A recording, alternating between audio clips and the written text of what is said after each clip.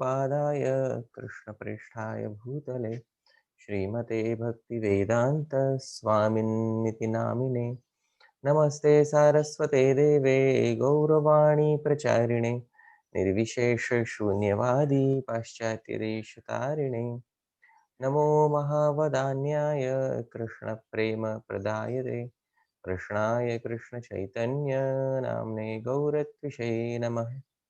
हे कृष्ण करुणा सिंधु दीनबंधो जगत्पते गोपेश गोपिका कांत राधा कांत नमोस्तुते तप्त कांचन गौरांगी राधे वृंदावनेश्वरी वृषभानुसुते देवी प्रणमामि हरिप्रिये वाञ्छाकल्पतरुभ्यश्च कृपा सिन्धुभ्य एव च पतितानां पावनेभ्यो वैष्णवेभ्यो नमो नमः। जय श्री कृष्ण चैतन्य प्रभु नित्यानंद श्री अद्वैत गदाधर श्रीवासादि गौर भक्त वृंद हरे कृष्ण कृष्ण कृष्ण हरे हरे हरे राम राम राम हरे हरे। श्रील प्रभुपाद की जय। अनंत कोटि वैष्णव वृंद की जय। निताई गौर प्रेमानंदे हरि हरि बोल। So once again, thank you so much, Ramachandra Prabhu, and all the wonderful devotees who have joined here today. We are discussing something from Bhakti Rasamrita Sindhu. So the topic for today is discussion from Bhakti Rasamrita Sindhu. So I was asked what I would like to speak on, and I suggested that we can speak on uh, the best definition of bhakti that there is. So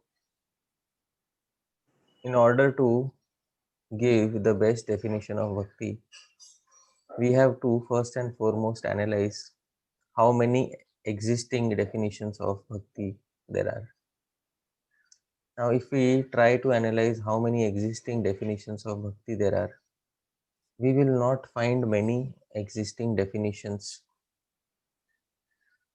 For example, if we see the entire text of the Bhagavad Gita, there are 700 verses in the Bhagavad Gita. And there are many verses in the Bhagavad Gita where Krishna is defining certain technical terms.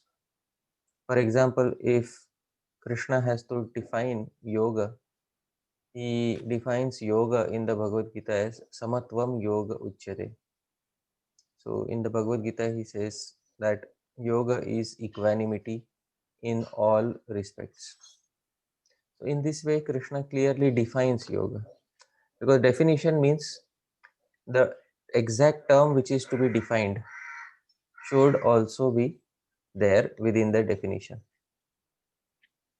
So if we try to see in this way, there are many terms in the Bhagavad Gita, many verses in the Bhagavad Gita where Krishna is speaking about bhakti.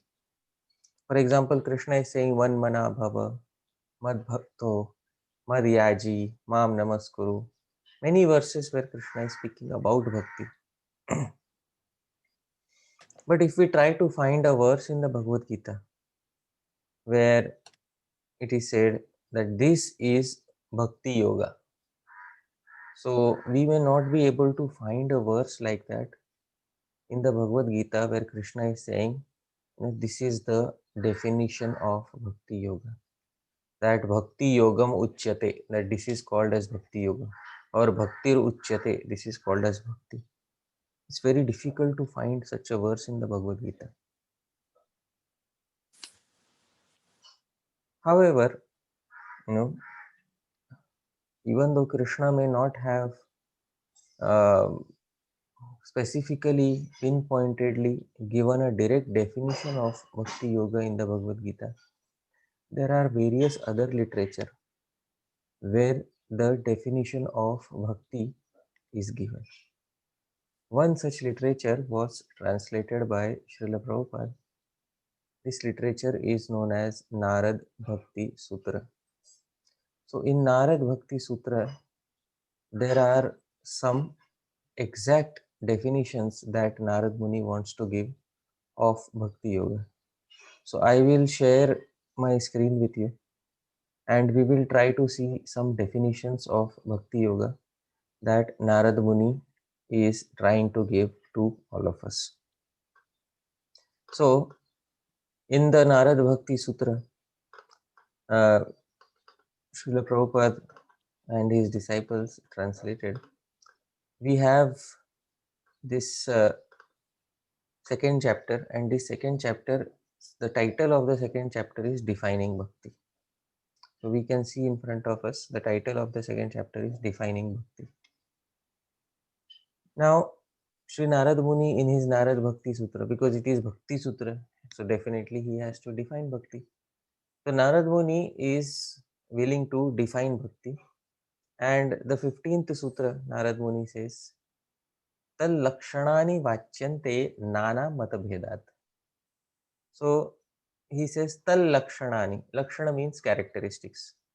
Tat Lakshan means the characteristics of that Bhakti. Vachyante. Vachyante means they are explained or they are described here. But Narad Muni says in these definitions also there are Nana Matabhed. For those of us who know Hindi, we know what is Nana Matabhed. Matabhed means there are various differences of opinion. Sri Narad Muni says, I am trying to define Bhakti. And in this definition of Bhakti, there are many differences of opinion. Why should there be differences of opinion when Bhakti Yoga is being defined? So it is said in the Mahabharata, Nasa Rishiryasya Matam na Bhinnam, that amongst all the sages, a person cannot be called a sage if he doesn't have a difference of opinion with other sages.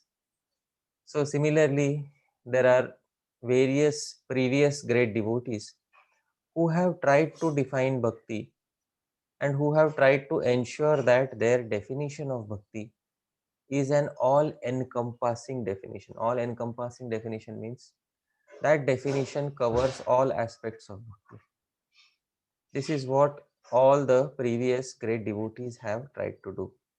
So Sri Narad Muni says, because all of them wanted to define Bhakti, all of them wanted to highlight their favorite portions of Bhakti, and all of them wanted to include all the activities in Bhakti. Therefore, all of them, they gave different definitions of Bhakti. And Narad Muni says, Tal Lakshanani Vachyante. I will explain all those definitions. Nana Madbedad.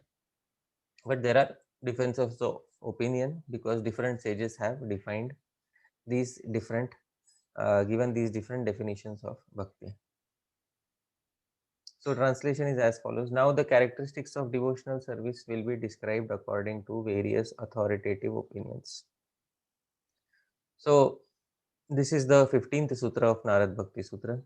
In the 16th Sutra, he starts defining. He says, Pujadishva Anuraga iti Parasharya.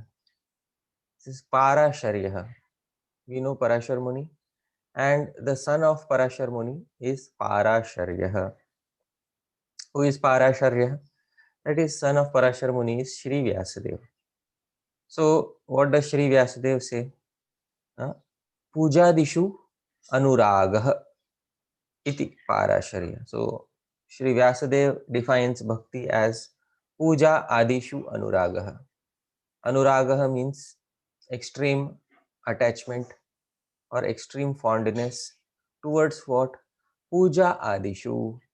Puja Adishu means worship, etc. Worship. Puja here specifically means Archanam. So towards Archanam, etc. So he has included Adishu.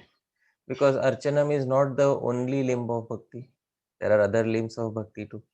So other limbs of Bhakti are included in Adishu, etc. So Puja Adishu Anuragah.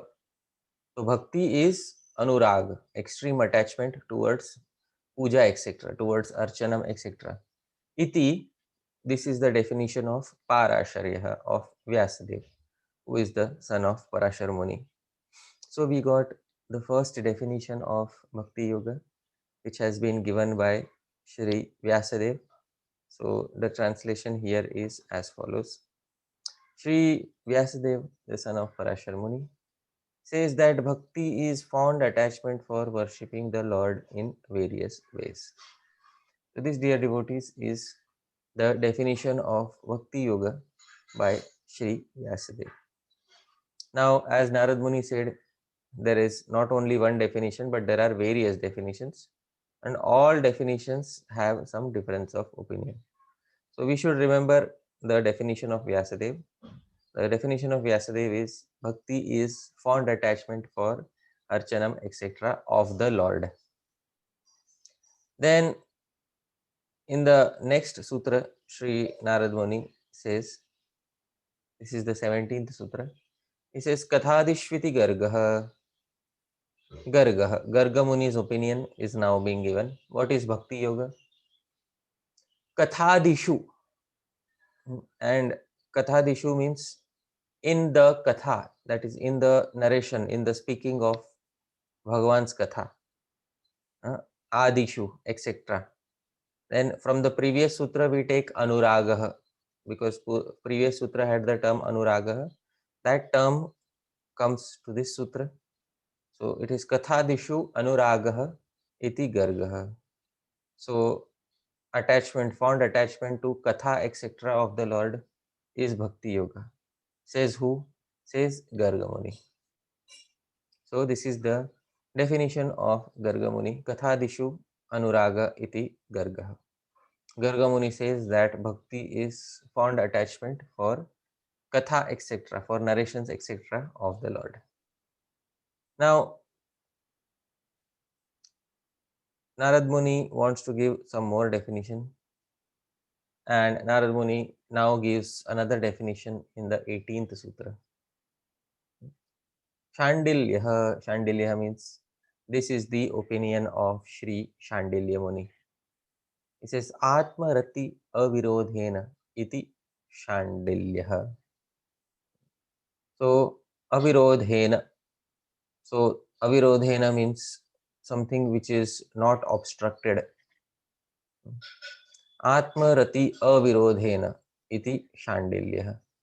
So Shandilya Muni says that Atma here means the Paramatma. Paramatma means the Supreme Personality of Godhead, who is situated in the heart. So that is the meaning of Atma here. Rati means extreme attachment. Avirodhena. If there is no obstruction to this attachment towards the Lord in the heart, that is Bhakti. Iti Shandilya. This is the opinion of Shandilya Muni. So Shandilya Muni says that Bhakti means there should be no obstruction towards attachment, attraction towards the Lord in the heart. That is Bhakti Yoga according to Sri Shandilya Muni. So we saw Sri Vyasadeva's definition, Sri Garga Muni's definition, Sri Shandilya Muni's definition. Now Shandilya Muni is also special because Nandadinam Purohitam. Skanda Puran says that Shandilya Muni is the Purohit or the family priest of Nanda Maharaj. So he is a very special devotee and an associate of the Lord. So Shandilya says that bhakti results from one removing all obstructions to taking pleasure in the Supreme Self. So this is Shandilya Muni's definition. Now Narad Muni finally, after defining all this, then Narad Muni wants to give his own definition. So Narad Muni says all these definitions are all right. Now I also wish to give my definition. So in the 19th sutra, Narad Muni says, Naradastu. Tu means however, he is contrasting himself from all the previous opinions. In Hindi we say Narad to कहते हैं, or in English we will say, however, Narad says, Naradastu. So by saying tu, however, he is contrasting his opinions, which means he is giving a distinct opinion from the previously given opinions or previously given definitions of Bhakti Yoga. Naradastu. Narad, however, thinks that, he says that tad arpita akhila charata. So Narad Muni says tad arpita akhila achar. Achar means acharan. Acharan means activities, any behavior in our day-to-day life. Akhila acharan, every activity of our life. Tad arpita should be offered unto the Lord. So that feeling, that mood is called as tad arpita akhila charata. The mood of offering every activity to the Supreme Personality of Godhead. So Naradastu tad arpita khila charata. That Narad Muni says that bhakti is the mood of offering all of one's activities to that Supreme Personality of Godhead. And tad vismarane, and in forgetting him, vismaran means in forgetting the Lord, parama vyakulata iti. And to experience extreme distress if one forgets the Supreme Personality of Godhead, if one forgets to think about the Supreme Personality of Godhead. So tad arpita akhila charata. So to offer all of one's activities to him, and tad vismarane parama vyakulata iti, and to experience immense distress in forgetting the Lord. So this is the definition given by Sri Narad Muni. We will see the translation. Narad, however, just as I said, however here is to contrast his opinion from the opinions of the previous sadhus. So Narad, however, says that bhakti consists of offering one's every act to the Supreme Lord and feeling extreme distress in forgetting him. So this is the definition given by Sri Narad Muni. Now we should see what is the magnanimity of Narad Muni. The magnanimity of Narad Muni is that before he gave his definition, he gave his disciple Sri Vyasadev's definition. Narad Muni is the guru of Sri Vyasadev. But even though he is a guru, he has placed his disciple's definition first before giving his own definition. So this is the broad-mindedness of the guru, Sri Narad Muni, who has given first preference to the definition of his disciple Sri Vyasadeva. Now these are all the definitions. So to quickly summarize, Narad Muni says he will give various definitions, but there are differences of opinion. First definition is by Sri Vyasadeva. Sri Vyasadeva says Puja Dishu Anuragah. Bhakti is anurag or extreme attachment to puja, etc., to deity worship, etc. Second is Gargamuni, Kathadishu iti Gargaha. So Anuragah comes from the previous sutra. In this sutra, Kathadishu Anuragah iti Gargaha. So extreme attachment to Katha, etc. of the Lord is Bhakti. So that this is the opinion of Gargamuni. They have all said Adishu. Adishu means etc. So they want to include all other activities. Then comes Shandilya. He says Atmarati Avirodhen Niti Shandilya. So Sri Shandilya Muni says Atmarati Avirodhena. Atma means Paramatma. Rati means attachment, and Avirodhena. So by ensuring that there is no obstruction to the attachment towards the Lord in the heart, that is Bhakti Yoga. Ensuring that there is no obstruction to the attachment to the Lord present in the heart is Bhakti Yoga. That is Shandilya Muni. And Narad, however, says Tad Arpita Akhila Charata Tad Vismarane Parama Vyakulita iti. That Narad says that Bhakti means offering all the activities to the Lord and to experience great distress in forgetting the Lord. So these are all the definitions that we have seen of Bhakti Yoga. Now, question arises, Sri Narad Muni, if you have defined Bhakti Yoga in your sutras, Bhakti sutras, does it mean that your definition is like it is in contradiction to the previous definition? Does it mean that the previous definitions are not valid and your definition is the one which is valid? Because this is Naradastu. Narad, however, thinks.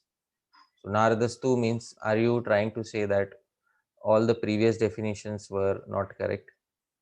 So if this question is asked to Narad Muni will immediately say in the next sutra. What does Narad Muni say in Sutra 20? He says, Asti evam evam, Asti evam evam. So Asti evam evam means evam evam asti. It is correctly, described in each of these ways.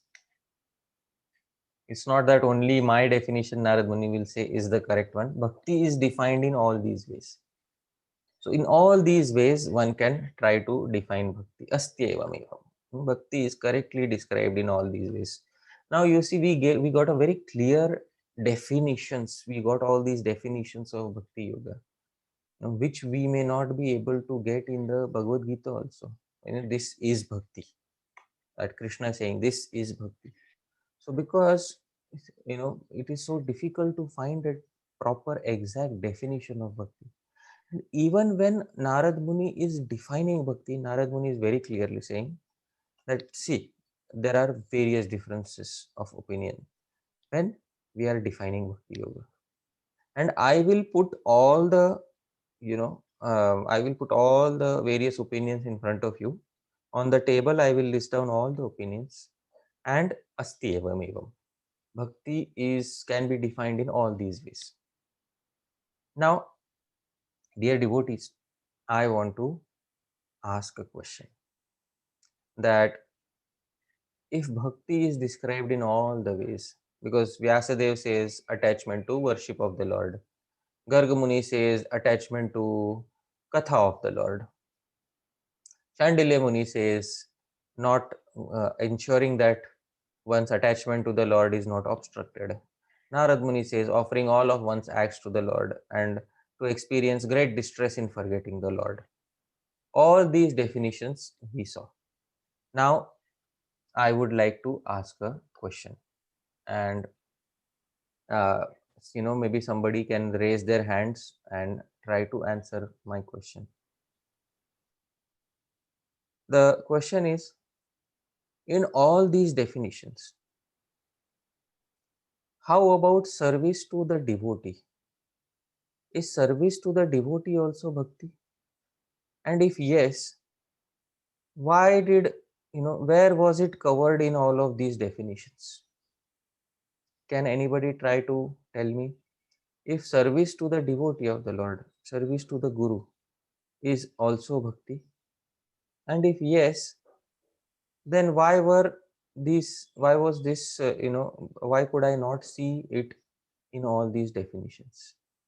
So if anybody can try to raise their hands and answer this Uh, question. Hare Krishna, Prabhuji. Yes. Uh, Prabhuji, it is also described in the Narad Munis that any act which is serving to the God, and God loves their devotee. If you're serving to the devotee and the Guru, it loves by the God. So it is described as a bhakti as per the Narad Muni's definition. Okay, very nice. So Sumit Prabhu, that is your Yes, name, Prabhu? Prabhuji. Okay. So Sumit Prabhu said that uh, any service to God means, any service to devotees is also service to God, and therefore in Narad Muni's definition, that a service to devotees is included. Have I correctly represented your opinion, Prabhuji? Yes, Prabhuji. Hmm. So the point here is, uh, this is like a small commentary that you wrote to the sutra. Like, this is a small addition that you did to the sutra. That if something is there in a definition, it should be present right in the definition, exactly in the definition. That I should not have to uh, think that I should not have to add something and say, oh, because service to devotees is like service to God, therefore that is also included. Understood? This is like a small commentary. But how about having it included in a definition itself? So I want to ask, if there was any direct mention, not indirect implication, if there was any direct mention of service to a devotee as bhakti in all these sutras that we saw, Yes. Yeah. Hare Krishna. Uh, is it included? I think 1 minute. I think it's included in Puja Adishu Prabhuji. Puja. Parasarya, Okay. that it's Okay. included. Okay. But If puja is devotion to Lord or devotion to his pure devotees. okay. So if we let's go back to the Sutra Puja Adishu, and let's see how Srila Prabhupada has translated Puja Adishu. So because we will get a very clear understanding of what is Puja Adishu. So Puja Adishu Anuraga. See, he Prabhupada says bhakti is fond attachment for worshipping the Lord. Very clearly he says. So Puja Adishu means he is very clearly mentioning that worship, whose worship? Worshipping the Lord. So in the purport also, Prabhupada is uh, giving the very clear definition that the word Vyas uses to describe bhakti are puja and anurag. This refers to worship of the Lord performed with sincere love and attachment. It's very clear. Prabhupada also says that it is referring to the Lord, and there was no term mentioned there, especially in the original Sanskrit, which included the bhaktas or the devotees also. So, Hare Krishna, Prabhu. yes, Mataji.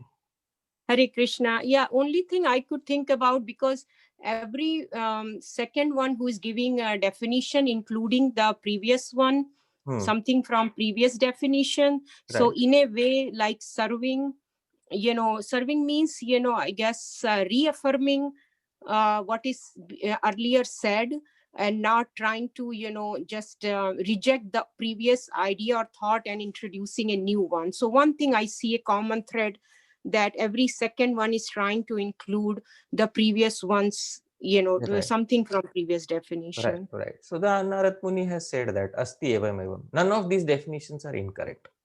All the definitions are correct because they are including some aspect of bhakti, definitely. But if I ask a question, I want a 360-degree complete, watertight definition, which means no aspect excluded.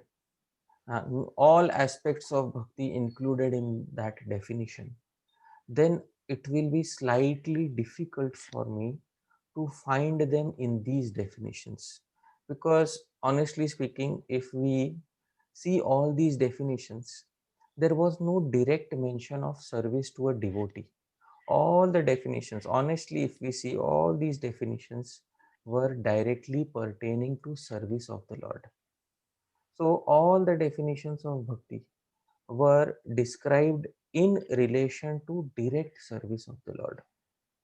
Now, other acharyas who are in the parampara of Sri Narad Muni have also seen this thing, and they are also they want to define this bhakti yoga nicely, and they want to give this definition of bhakti yoga uh, in such a way that all aspects of bhakti are covered. All aspects of bhakti, no aspect of bhakti is left out. So in order to do this, there is one acharya within our sampradaya. His name is Srila Rupa Goswami. Srila Rupa Goswami, in his Bhakti Rasamrita Sindhu, see, the name of the text is Bhakti Rasamrita Sindhu. That is what is our today's topic, nectar of devotion. In the Bhakti Rasamrita Sindhu, because it is a manual of Bhakti Yoga. In the Bhakti Rasamrita Sindhu, Srila Rupa Goswami wants to define first and foremost Bhakti. So Bhakti Rasamrita Sindhu, Rupa Goswami also gives a definition of Bhakti Yoga. And today I wish to highlight and focus upon this definition of Bhakti Yoga given by Srila Rupa Goswami in Bhakti Rasamrita Sindhu. So in this definition given in the Bhakti Rasamrita Sindhu, which many of us have studied. So this verse may be known to many of us. Anyabhilashrita shunyam Jnana karmadhyanavritam anukulyena krishnanu shilanam bhaktiruttama.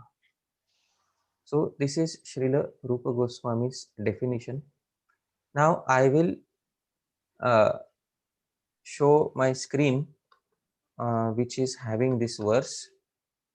You can, all of you can see, this is Bhakti Rasamrita Sindhu. This is Eastern Division. This is the first wave and verse number 11. Eastern Division, first wave, and verse number 11. So this is the verse, and below this is the Sanskrit commentary of Srila Jiva Goswami Prabhupada. Rupa Goswami Prabhupada has given the definition of bhakti, and Srila Jiva Goswami Prabhupada has commented upon that verse. Now, Srila Rupa Goswami, before defining Bhakti Yoga, Srila Rupa Goswami says, actually, I don't simply want to define Bhakti. I don't want to define Bhakti. I want to define Uttama Bhakti. Please try to understand. He says, I will define Uttama Bhakti. Bhakti is not Uttama. Bhakti is a lady, Stri. Therefore, Bhakti is Uttama. In Sanskrit language, names of ladies in Sanskrit, they do not end in the small a. Names of ladies are always ending in a or e or u. So here is Bhaktir Uttama. So he is not defining Bhakti, he is defining Uttama Bhakti. Uttama Bhakti. Uttama means the best, most purest variation of Bhakti will be defined by Rupa Goswami. He says, because Bhakti can also be mixed. And in the mixed variety of Bhakti, all the qualities of Bhakti do not come out. Therefore, if I want to define Bhakti, I will define only Uttama Bhakti or pure Bhakti. For example, why Uttama Bhakti? Why not Bhakti? So to illustrate this point, I will give an example. So like Ramachandra Prabhu, he is my friend. Suppose one day I meet Ramachandra Prabhu and Ramachandra Prabhu asks me, Hari Parshad Das, get me a glass of water. So if I get a glass of water for Ramachandra Prabhu, should I get 4 glasses of water in front of him and say, Ramachandra Prabhu, this is completely impure water. Second, this is half pure water. Third, this is almost pure water. And fourth, this is fully pure water. Should I bring 4 glasses to Ramachandra Prabhu or should I bring only 1 glass? Ramachandra Prabhu, what do you think? Should I bring 4 glasses to you or only 1 glass? One is sufficient, Prabhu. 1 is sufficient. Which glass do you want, Prabhuji? Pure water. Pure water. So Ramachandra Prabhu wants pure water. Similarly, so I understand this fact. Therefore, I will not bring 4 glasses to Ramachandra Prabhu. I will bring only 1 glass that consists of pure water. Because Ramachandra Prabhu is my friend and I want to do something which will benefit my friend. So Srila Rupa Goswami is writing this Bhakti Rasamrita Sindhu for his near and dear ones, for his friends. So Srila Rupa Goswami also wants to define not just Bhakti, he wants to define Uttama Bhakti or the purest variation of Bhakti. So Srila Rupa Goswami says Bhaktir Uttama. What I am going to define is Uttama Bhakti. Okay. Now please listen carefully, dear devotees. What is Uttama Bhakti? Uttama Bhakti means 3 qualities should be there. If you please note the 3 qualities. First quality is Anyabhilashita Shunyam. Okay, let's mark this quality as as quality number 1. This is Anyabhilashita Shunyam. So this is quality number 1. And Jnana Karmadi Anavritam. This is quality number 2. And Anukulyena Krishnanu Shilanam. This entire thing is quality number 3. Okay, this is quality number 3. And all these 3 are known as Bhaktir Uttama. This is Uttama Bhakti. Let's make it bold. So this is the definition given by Srila Rupa Goswami. Anyabhilashita shunyam jnana karmadi anavritam anukulyena krishnanu shilanam. Okay, so I will put krishnanu shilanam on a single line. And bhakti uttama. So these three qualities are known as uttama bhakti. Now everybody understood what is Rupa Goswami trying to do. He has given a basic structure, three qualities. If these three qualities are present in any devotee, then his bhakti or her bhakti is uttama bhakti. So this is the definition of uttama bhakti given by Srila Rupa Goswami. Now let's carefully understand what is the meaning. First characteristic is anyabhilashita shunyam. Anya means other, abhilashita means desires, shunyam should be zero. Anya abhilashita shunyam. Other desire should be zero. Other means other than what? So other than bhakti. So all other desires besides the desire for bhakti should become completely zero in a person's heart. First characteristic.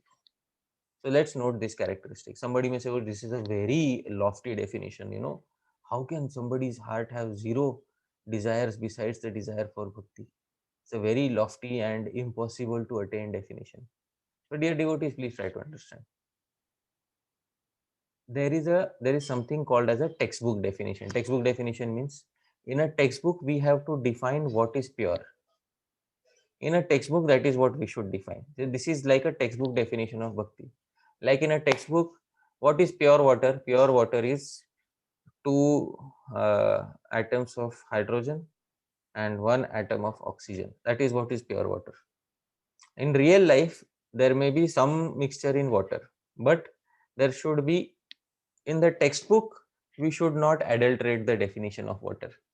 So this is like a textbook definition. Textbook definition means it has the highest standards. And in real life, maybe some devotees may be attaining the highest standards, some may not be able to attain, but Krishna can bestow perfection upon anybody. But when we define bhakti, we should give a pure definition. So anya abhilashita shunyam. Other desires, others means other desires besides the desire for bhakti should become shunyam. Shunyam means should become completely zero.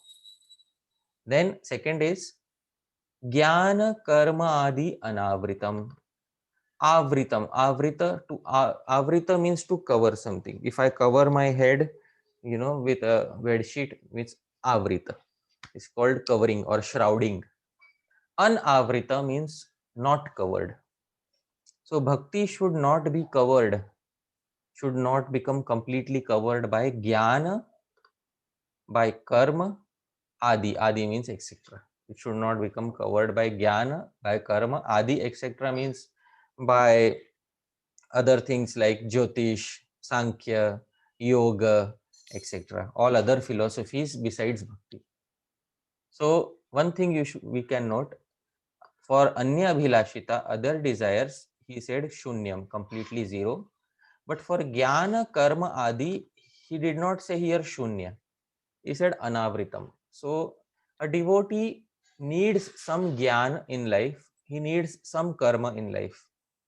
But that karma should not become more important than bhakti. That jnana should not become more important than bhakti. You see, they should not cover bhakti. Bhakti should cover karma and jnana. Karma and jnana should never cover bhakti. So this is the second aspect of the definition. Jnana, karma, adi, anavritam. And third aspect is the most important aspect. This is the main aspect of Krishna Bhakti. This should be present, compulsorily present. Anukulyena Krishnanushilanam. So first thing is Anushilanam. Anushilanam means Shilanam. What is the meaning of Shilanam? Shilanam means practice or performing any activity, practicing any activity in the world. This verb Shilanam includes all activities in the world. So Shilanam means to practice any activity. Anushilanam means Repeated. Anu means repeated.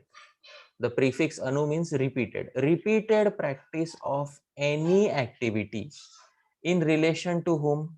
In relation to Krishna. So repeated practice of any service in relation to Krishna. Because somebody may say, oh, I served Krishna once in my life. Now I got Uttama Bhakti. So no. Therefore, he has included Anu. Anu means you have to keep serving Krishna again and again and again. So Krishna Anushilanam, repeated service or repeated practice of any activity in relation to Krishna. But Anukulyana. In Hindi, we have heard the term Anukul. Anukul means favorable. Favorability towards Krishna should always be maintained, never becoming unfavorable towards Krishna. So that is Anukulyana, service to Krishna, but always favorably. Because Kamsa was always thinking of Krishna, but he was not thinking of Krishna in an Anukul way or in a favorable way. Kamsa was always thinking of Krishna in a Pratikul or an unfavorable way. So Srila Rupa Goswami says, Anukulyana. If there is any service that we have to render in a most favorable way. Krishna Anushilanam, repeated rendering of service unto Krishna is known as Bhakti Uttama. It is known as Uttama Bhakti. Now, dear devotees, I want to ask, Anushilanam means repeated practice of any activity. Now, are all activities, puja, Katha, which Vyasadeva, which Gargamuni were saying, are all repeated practice of all these activities, is it included or not in Anushilanam? Please tell me, yes or no? Yes, Prabhuji. Yes, all activities are included in Anushilanam because Shilanam means practice of any activity. So any activity, it may be, he has made the definition future proof that, it may be driving a car for Krishna. Because when Rupa Goswami wrote this definition, cars were not invented. But by writing Anushilanam, repeated practice of any activity in relation to Krishna, he has made the definition future proof. Anukulyena Krishna Anushilanam Bhaktir Uttama. So this is the definition of bhakti which covers all aspects. Now somebody may ask, he has said Krishna Anushilanam, which means service to Krishna, but where did he say service to devotee of Krishna? Because the same objection which was raised towards other definition, can it not be raised in this definition also? Answer is yes, that objection can also be raised in this definition. So that objection is answered by the commentator Srila Jiva Goswami. Srila Jiva Goswami in the commentary, because Srila Jiva Goswami was staying right there directly with Srila Rupa Goswami. And Srila Jiva Goswami, when he was staying with Srila Rupa Goswami, Srila Jiva Goswami heard all these verses from Srila Rupa Goswami.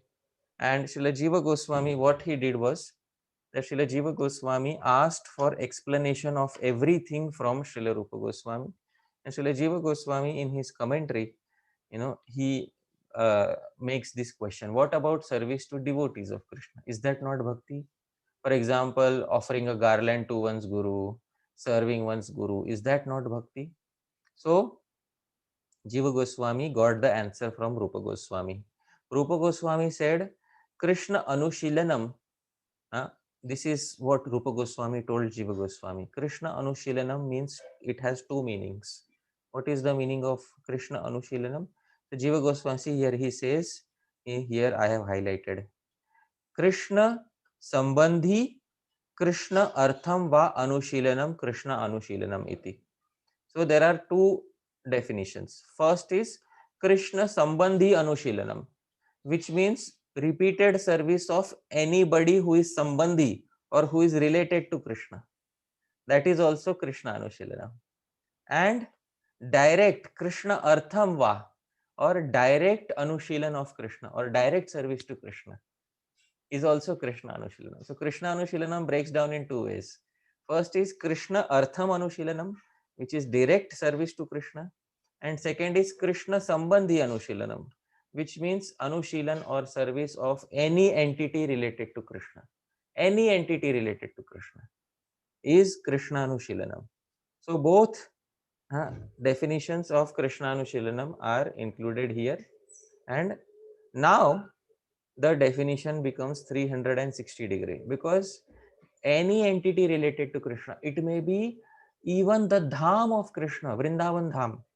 So is Vrindavan dham not related, is it not Krishna Sambandhi? It is definitely Krishna Sambandhi. So service to Vrindavan dham also becomes Krishna Anushilanam. The one of the limbs of bhakti is service to cows. One of the 64 limbs of bhakti is service to cows. So since cows or Gomata is related, Krishna Sambandhi, therefore service to cows also becomes service to Krishna. So Krishna Sambandhi Anushilanam, Krishna Artham Va Anushilanam, Krishna Anushilanam iti. So Krishna Anushilanam means service to Krishna or service to anybody who is Sambandhi or who is related to Krishna. Now, dear devotees, please tell me, is there any activity in the world which remains excluded in this definition of bhakti? Please tell me, dear devotees, if there is any activity, think about it. You can raise your hands and you can tell me if there is any activity in the world which remains excluded from this definition of bhakti.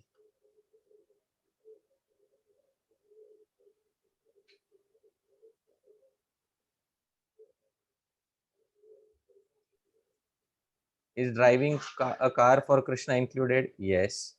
Or doing any activity for Krishna is included? Yes. Doing any activity for the devotees is included? Yes. Yes, it is included, because Krishna Anushilanam means Krishna Sambandhi Anushilanam also. All these activities are included. Is there any activity which is excluded?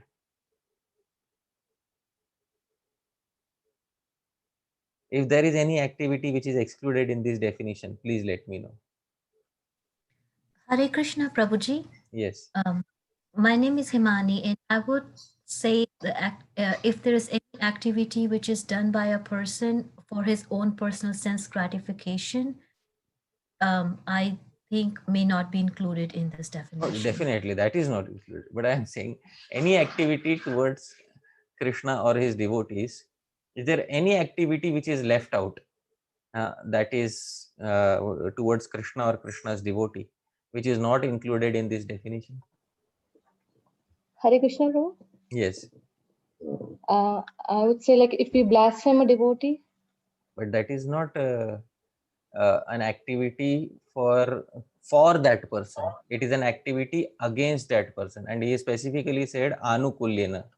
Is anukul means favorable, therefore he has included anukul. Blasphemy is anukul or pratikul? Is it favorable or unfavorable? Unfavorable, Prabhu. Unfavorable. So it cannot be in devotional service. It's automatically excluded. So it is not something, it is not an activity of bhakti. Blasphemy is not an activity of bhakti. Because Shishupal was also blaspheming Krishna, but doesn't mean that he was executing bhakti.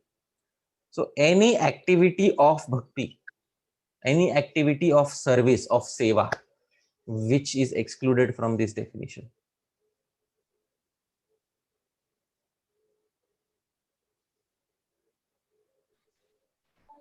Prabhuji, it pretty much covers everything. I mean, if you think about from the Krishna service perspective, it pretty much covers everything.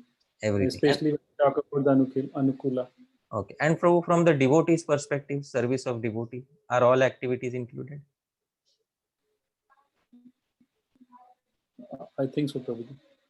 So if all activities of related to service of Krishna are included, all activities related to service of not only devotee, but any entity, the dham of Krishna, or the birds of Krishna, the animals who belong to Krishna, all entities who belong to Krishna, all sorts of services included, then the definition is a 360-degree, completely airtight definition with no scope for adding or removing anything. This is nectar of devotion at its best, dear devotees. This is Bhakti Rasamrit Sindhu at its best.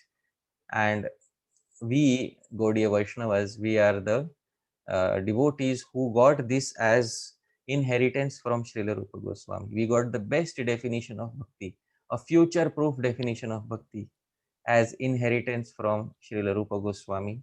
And we can be confident that when we are driving a car for Krishna, when we are using a computer for Krishna, it is also bhakti if it is done with a spirit of favorability, without material desires, without covering of jnana and karma. So that becomes uttama bhakti. So, dear devotees, with this definition, I would like to pause today's class, and I would like to once again thank Ramachandra Prabhu for kindly inviting me to speak something here today. And Ramachandra Prabhu, do we have time for question and answers, or do we have to end at this point of time? No, yes, Prabhu. Like we can go as long as you are okay. Okay. So it depends upon time. Please let us know how much time you have. We have a lot of questions, and I think like we are going to have. We can take as much as time. You know, so tell me like how. Yeah, I'm here, Prabhu. So no Okay. worries. So please let the devotees ask questions. No problem.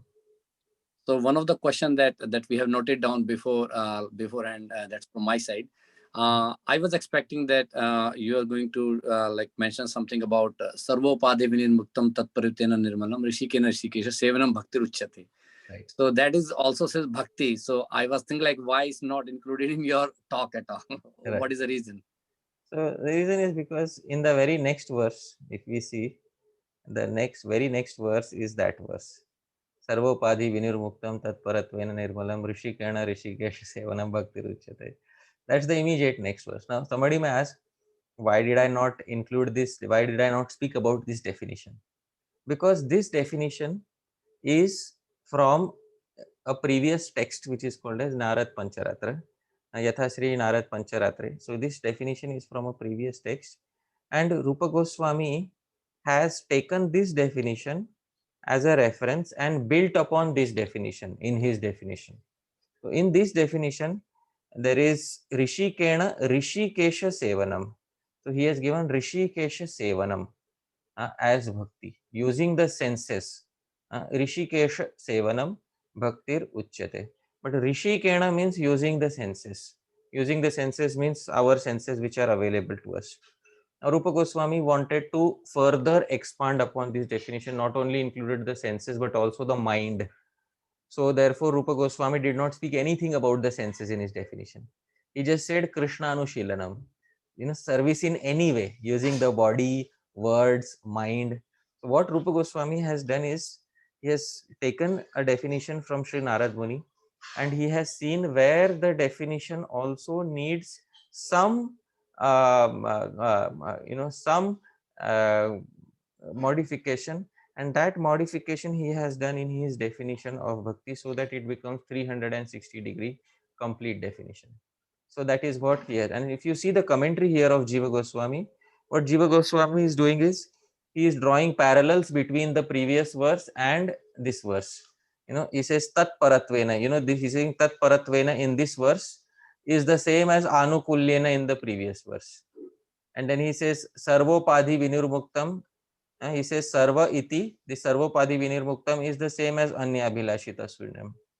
And then Jiva Goswami says sevanam in this verse, Rishikesha sevanam, is the same as anushilanam in the previous verse. So what Jiva Goswami is doing is, he is just telling us that how the previous definition was in fact built upon this definition of Narad Muni, but trying to make it 360-degree perfect, so that no aspect of bhakti is left out. So that is the answer to your query, Prabhu. That's very nice, wonderful, Prabhu. One more related to this same thing is like I always get confused. In this Sarvopadhe Vinirmuktam, they say like when we perform bhakti to Lord Rishikesh through our senses, so the Sarvopadhe Vinirmuktam and Tatparitvan Nirmalam means like we get free from this all these upadhis, and we get free from that. So is it that like it is a result of bhakti, or we should do before the bhakti? Like I confused, like should we get first free from Sarvopadhi Muktam and then we perform, that is called bhakti, or when we perform bhakti, we'll get free from those upadhi, and then that's happened, you know. So I get a little bit confused in that. So if you can clarify, that would be great. Yes, yes. So the answer, the question is, should we perform bhakti and then we become sarvopadi vinirmuktam, or is becoming sarvopadi vinirmuktam a prerequisite for entering into bhakti? Now there Yes, are sir. two answers to this. If you are asking about uttama bhakti or pure bhakti, then sarvopadi vinirmuktam is a prerequisite.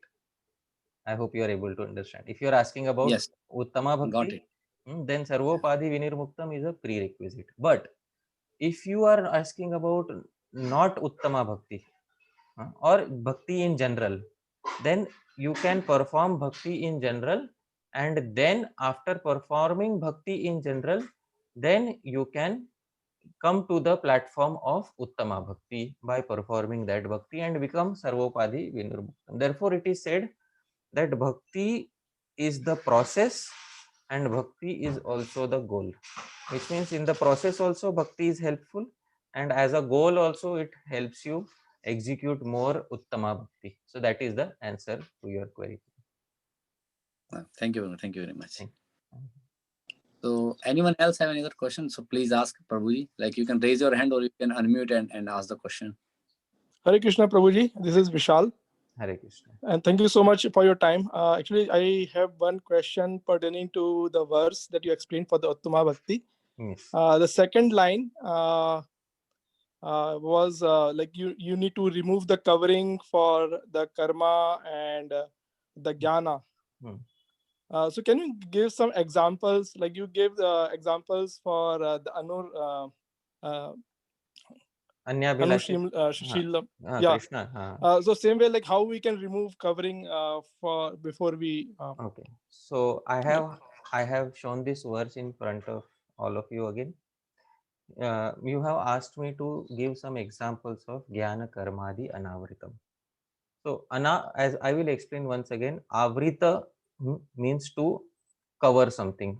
For example, you know, whenever we sleep every night, many of us cover our bodies with some blanket or comforters. So avrita. So we cover our bodies. So that is called as avrita. So avrita means to cover something. Unavrita means uncovered. So bhakti should be anavritam, uncovered or not covered by jnana or karma. Now example of this. Example of being covered by jnana. For example, some person may say, bhakti is okay, but more important is to have jnana or knowledge of Vedant Sutra. More important than bhakti is to have knowledge of Vedant Sutra. More important than bhakti is to have knowledge of the 4 Vedas. This is more important. So then what happens is that such person's bhakti is covered by jnana because he considers jnana to be more important than bhakti. Jnana is important. It's not that jnana is completely unimportant. We need knowledge of the Vedas, we need knowledge of the Vedanta Sutra, but we don't need it more than the knowledge of bhakti. What is most important is to have knowledge of bhakti. It should not be covered by other gyan. Other gyan means knowledge of all other Vedic sciences. Now somebody's bhakti becomes covered by karma. Such people start saying bhakti is okay, but as long as you are not performing your prescribed duties in life, what is the use of bhakti?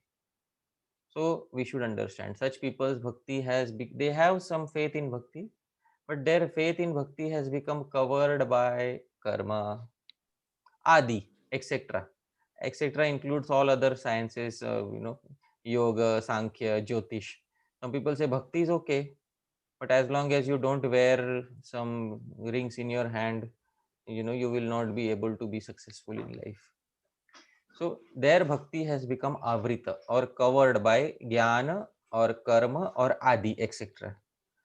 Rupa Goswami says uttama bhakti should remain anavritam, uncovered. It should never get covered, which means these things they should not become shunya. These things have their importance because they are mentioned in the Vedas, but they should not become so much that they start covering the main purpose of life, which is executing bhakti. That is the explanation to your query, Prabhu. I hope that is satisfactory. Sure, Prabhuji, thank you so much. And one more for line number 1. You said that this is a textbook definition. So I was thinking, like, if I desire to get mukti, and for that I am doing the bhakti, so will that violate the rule number 1, that your desire should be 0? Yeah, that violates rule number 1, because anya abhilashita, desire for mukti. What is a desire for mukti basically? A desire for mukti is a desire for one's own happiness. That is what a desire for mukti is. So Rupa Goswami says mukti, it comes as a side effect of bhakti. It comes as a side effect of bhakti. So why should one separately aspire for mukti, when one can get it as a side effect of bhakti? And they should not worry about mukti at all, because mukti, especially it Mukulitanjali Sevatesmin, it is folding its hands and it is ready to serve all the devotees. So there is no need of specifically separately desiring mukti, because a desire for mukti is anyways a desire for one's own sense gratification ultimately. So it is not Uttama Bhakti.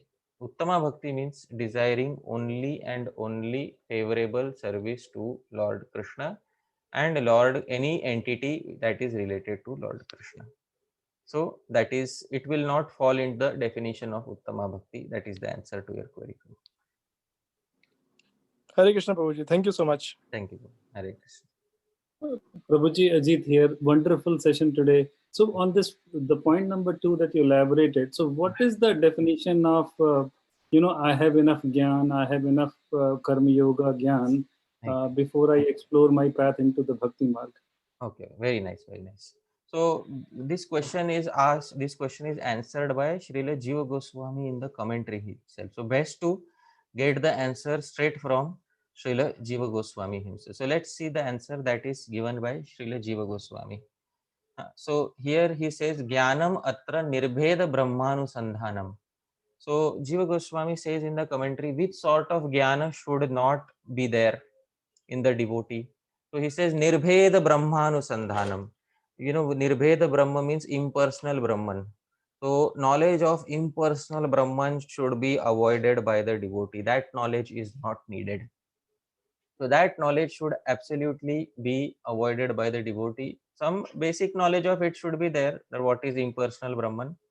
But the devotee should not make that knowledge as the main goal of life, because the devotee is not interested in Nirbheda Brahma, impersonal Brahma. Anusandhanam means research. So Jnanam atra nirbheda Brahma anusandhana, researching into impersonal Brahman, that sort of knowledge is not needed for bhakti. Okay. Jiva Goswami specifically says, don't think that Jnana means all knowledge, including knowledge of bhakti. He says, na tu bhajaniya tatvanusandhanam api. He said, don't think that knowledge of one's bhajan, how to execute bhakti, is also included in Jnana. No, tasya avashya apekshaniyatvat. Hindi में बोलेंगे, उस ज्ञान की अवश्य अपेक्षा है, भजन के ज्ञान की. So this knowledge of bhakti is definitely required. So as much knowledge of bhakti that you can acquire, that much knowledge one should acquire, because tasya avashya apekshaniyatvat. Since it is definitely expected from the devotee that such knowledge is needed. So any knowledge that we acquire of bhakti, that knowledge is not going to cover bhakti. But any knowledge that we acquire of Nirbhed Brahma, impersonal Brahman, that knowledge can certainly cover bhakti. Therefore, Jnana means avoiding, when he says Jnana Anavritam, it means avoiding the covering of the knowledge of impersonal Brahman. So then, so this is the meaning of Jnana. Then karma means what? He says, Karma cha atra sprityadi uktam nitya naimittikadi. Karma means avoiding too much knowledge of karma kand, which is given in Smriti literature, Shruti literature. Karma does not mean na tu bhajaniya paricharyadi. No, doesn't mean that you start avoiding even knowledge of how to worship the deity, how to perform bhajan, because that also includes a lot of karma from the Vedas. So whatever is needed for bhajan, for the service of the Lord, that karma from the Vedas. For example, one karma given in Vedas is Nitya karma, is to have snan, to take a bath every day. Now, somebody may say, Rupa Goswami says Gyan karma di anavritam, which means I should avoid karma. And bathing is a Vedic karma. So today I will stop bathing. No. Because it is given in the Vedas. Because it is bhajaniya paricharya. It is required for bhajan and paricharya, for deity worship. That karma, that much karma, one should definitely follow from the Vedas. Why? Because tasya tad anushilana rupatvat. Because that karma is anushilan only. Nothing else. What is that karma? That karma is nothing but Krishna anushilanam only. Therefore, that karma is also required. Therefore, for jnana and karma, Rupa Goswami did not make it shunyam. For Anyabhilashita, he made it shunyam. But for jnana and karma, he did not make it shunyam.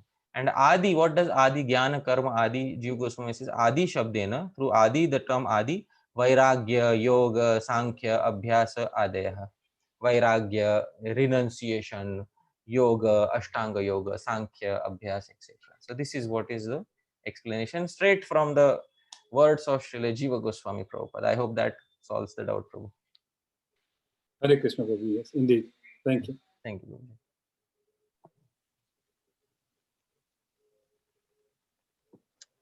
Hare Krishna, Prabhu. Hare Krishna. So in the definition of this pure bhakti, the first aspect, that anyabhilashita shunyam. So we have examples in Srimad Bhagavatam of Dhruv Maharaj and Gajendra. Right. So Dhruv Maharaj, when he had a desire, so is his bhakti not uttama, like what he did? Yeah, his bhakti, his bhakti, when he was having a material desire in his heart, his bhakti may not have been uttama, but the Lord accepted it as uttama. Please try to understand something. In a definition, there are something called as mukhya lakshan and gauna lakshan. Mukhya lakshan means main characteristic, and gauna lakshan means secondary characteristics. For example, Mataji, your name is Sukanya? I am Revati, Prabhu. Revati, sorry, Revati Mataji. So, Revati Mataji, for example, somebody, asks me, where is Revati Mataji's home? So, I have to give a precise definition. Where is Revati Mataji's home? Now, I can give a definition which has secondary characteristics. Secondary characteristics means these characteristics may or may not be present. For example, I may say, Revati Mataji's home is that home where the exterior walls of the home are painted as white. Now, somebody may say, okay, and somebody may try to find your home. But maybe before they have found your home, you have repainted your walls to some other color, to a blue color. So, does it mean that it is no longer your home? It's still your home. But these characteristics which I gave were secondary characteristics, not the primary characteristic. The primary characteristic is the home should have your nameplate on it. So the home which has your nameplate on it, that is your home. That is never going to change. So in this definition also, Srila Jiva Goswami has said in the commentary that these first two, Anyabhilashita Shunyam, Jnana Karmadi Anavritam, these are secondary characteristics, Gauna Lakshana, which means in some cases, if these two are not there also, Krishna may still accept the bhakti as Uttama and still purify the devotee, still accept the devotee. But one quality which should compulsorily be there, therefore I highlighted it in bold, which definitely must be there, which for no exceptions is Anukulyana Krishna Anushilan. There should be favorability towards Krishna and there should be constant service of Krishna. So other two characteristics may or may not be there, but the third characteristic must be there. But let's say if other two are not there, then there is a possibility that Krishna may not accept also. In Dhruva's case, Krishna accepted, but in other cases, he may not accept. So that is the, we should ensure that first two are there, so that Krishna will definitely accept our bhakti. So that is the answer to your query, Mataji. I hope that is clear. Yes, Prabhu. So what will be, so if someone has not become Anyabhilashita Shunyam, and so what would be the destination of that person? The destination of that person is whether they are Anyabhilashita Shunyam or not Anyabhilashita Shunyam. Destination of a person in Bhakti Yoga is determined by Krishna's mercy alone. Even if some person is Anya Abhilashita Shunyam, completely free of desires, doesn't mean that Krishna is immediately forced to respond. One of the 6 characteristics of Bhakti, which is given in Bhakti Rasamrita Sindhu, is Sudurlabha. Sudurlabha means it is extremely rare to attain. Extremely rare to attain means it is very, very difficult. Even if somebody has attained the platform, Krishna may delay his mercy little bit. So that is also possible. For example, Jad Bharat had become Anyabhilashita Shunyam, completely free of desires. But it still took him that entire life to pass through that entire life in order to attain perfection. So Anyabhilashita Shunyam may also be there, but still Krishna will give perfection at a time when he desires. Meanwhile, what we should keep on doing is Anukulyana Krishna Anushilanam. Favorably keep rendering service and take joy in that service, because that rendering that service is our joy. That is the answer to your question. Thank you, Prabhu. Thank you. Hare Krishna. Hare Krishna, Prabhu. Hare Krishna. So, like I was just like inquiring, like just Damodar month we pass, and then in Damodar month, like we see Nalkuvan and Manigriva, they got the bhakti, but did they perform any of this Anya Abhilasha Shunyam Gyan Karmadi, all these things, like they got the bhakti just by the mercy of Krishna there? Right. So, like, do somebody has to really perform that, or like somebody can wait for Krishna's mercy to happen and then become a devotee? Right. So, what did Nalkuvar and Manigriv do in order to get that mercy from Krishna? So, the answer is that Nalkuvar and Manigriv, they came within the vision of a pure devotee like Narad Muni. This is what happened. Although they were performing a very nasty activity, which is they were in the Alaknanda, which is actually Ganga herself. In Alaknanda, and that too near Kailash Parvat, they were bathing naked. Okay, the various heavenly gods and the Gandharvas and Yakshas, they have many private gardens for doing this. But instead of those gardens, they were bathing in Kailash, which is for sadhus. That too in Alaknanda, Ganga, which is also meant for sadhus. They could have done all these activities in their private gardens. But no, they were doing it in a holy place. And Narad Muni as a sadhu was visiting Kailash, was visiting Alaknanda. So it was not Narad Muni's fault that he was not intruding upon their space. They had their own space in heavenly planets, but they were intruding upon the sadhu's place. So when they were intruding upon the sadhu's place, what happened is Narad Muni happened to look upon them. And then when Narad Muni happened to look upon them, the other ladies, they covered themselves. But these two, they just got up and naked, and they, in front of Narad Muni. Narad Muni understood these people are intoxicated due to wealth. Now it is essential to remove their intoxication. And Narad Muni cursed them. So their commentators there say that, what is the difference between the curse of a devotee and the blessing of a devotee? Because when a devotee curses you, you get the mercy of the Supreme Lord. And when a devotee blesses you, you get the mercy of the Supreme Lord. So is there any difference between the cursing and the mercy of the devotee? Actually, there is no difference, because whatever contact that happens with a devotee can immediately liberate a person from the cycle of birth and death. So therefore, it's not for any contact with a devotee, favorable or unfavorable contact is capable of liberating any entity. So that is the answer to your query. So their cause of liberation was their coming in contact with Narad Muni, even though it was not so pleasing to Narad Muni at that point of time. Sure. Thank you, bro. Thank you very much. Right.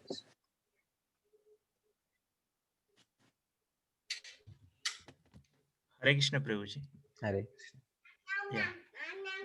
Prabhuji, this Anukulyana Krishnanasilanam, here Anukulyana, is it like favorable to Krishna, or is it favorable to devotee? Like a devotee should follow what it is favorable to him or what it is favorable to Krishna?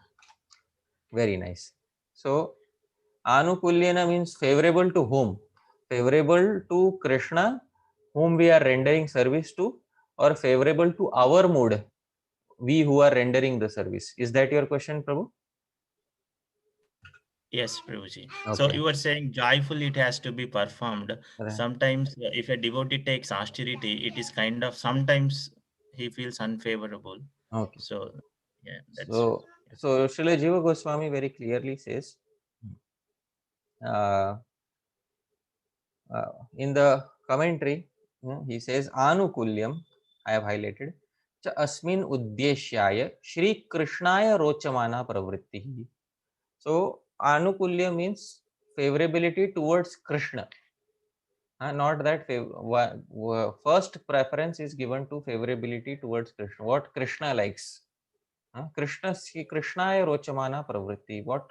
What tendency will give will be favorable towards Krishna. Now you very clearly said sometimes we take a lot of austerities and then we become unfavorable. So the thing is, a devotee should take those austerities that make him or her favorable towards Krishna. The purpose of all austerities is anukulyena Krishnanushilanam. So if any austerity is taking us away from anukulyena Krishnanushilanam, then it means that austerity is it is avritam, it is covering our bhakti. It is covering our uttama bhakti, because austerity which takes us away from Krishna is covering our bhakti. Where does Jiva Goswami say this? Jiva Goswami says it here. See here.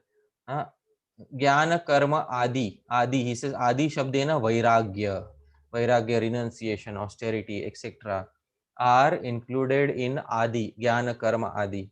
So if somebody does an over austerity and thinks that austerity is more important than favorability towards Krishna, then his bhakti has become covered by adi.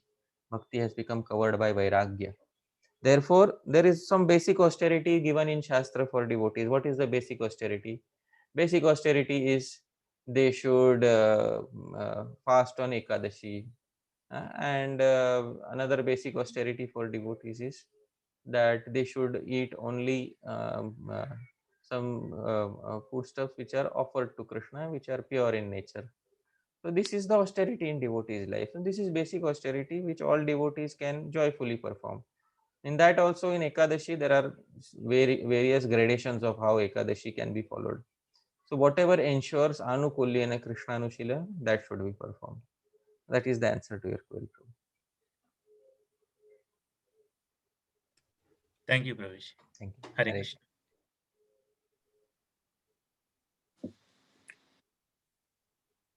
Hare Krishna Prabhu, one of the several times this question comes, the progression of bhakti. Like many people, like in Bhagavad Gita, it says that first person has to perform karma yoga, then nishkam karma yoga, then bhakti yoga. So is that like always we have to follow that step by step process, or can we directly basically reach to the uttama bhakti? No, we can directly reach to the stage of uttama bhakti, because there is a verse in Srimad Bhagavatam which very specifically says about that. Akamaha sarva kamo va moksha kama udaridhi tivrena bhakti yogena yajeta purusham param. I will share that verse. This is second skandha, second canto of Srimad Bhagavatam, third chapter, verse number 10. Akamaha, person without any material desire. Sarva kamova, or person with all desires. Moksha kama, or only with the desire for liberation. Udaradihi, broad-minded person. Tivrena bhakti yogena yajeta, should worship with firmly determined bhakti yoga. Whom should he worship? Purusham Param, the Supreme Personality of Godhead. So, translation by Srila Prabhupada: person who has broad intelligence, whether he is full of material desire, without any material desire, or only desiring liberation, must by all means worship the Supreme Whole, the Personality of Godhead. So, even if material desires are there, you don't need to follow the gradual yoga ladder. You can directly take to the path of following bhakti and reach the stage of uttama bhakti and purify yourself. That is the answer to your query. Thank you. Thank you very much. Prabhuji, in that case, the point number 1 will be violated, right? If somebody has all material desire, and again, like in this Kali Yuga, I think it would be very difficult to basically get the person who does not have any material desire, right? I mean, we all live exactly. So where somebody will always, people in this age will always usually have material desire, so they may not immediately, the main word is immediately, be able to render Uttama Bhakti, but still they should render Uttama Bhakti, they should try to render Bhakti, and gradually they will come to the platform of Uttama Bhakti. That is the answer to your query, Prabhu.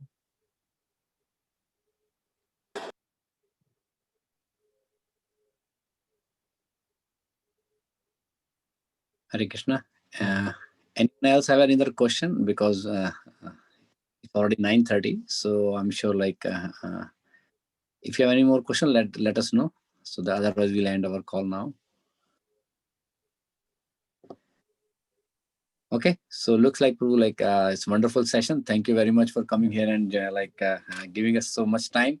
And we were all discussing that like we should all request Prabhuji to come at least once a month or twice, once in 2 months, to come here and give us guidance, because some of the topics that we generally do every day session, we have every day Srimad Bhagavatam reading, which basically we do from 8 o'clock to 9 o'clock. So like anytime you are free, Prabhuji, please come and guide us.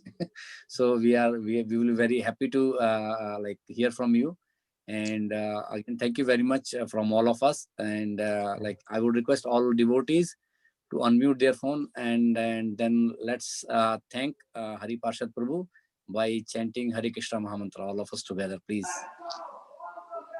Hare Krishna, Hare Krishna, Hare Krishna, Krishna Krishna, Hare Hare, Hare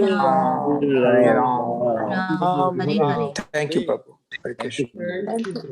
Thank you so much, Prabhu. Hare Thank you. Hare Krishna. Hare Hare Krishna, Prabhu. Hare Krishna, Prabhuji. Hare Thank you Krishna, so Prabhu. much. Hare Krishna. Hare Krishna, Prabhu. Hare Prabhuji. Hare. And Hare then Krishna. we request Ramachandra Prabhu to visit Thank you. once a month or Thank you. once in 2 months. Sure. Hare Krishna.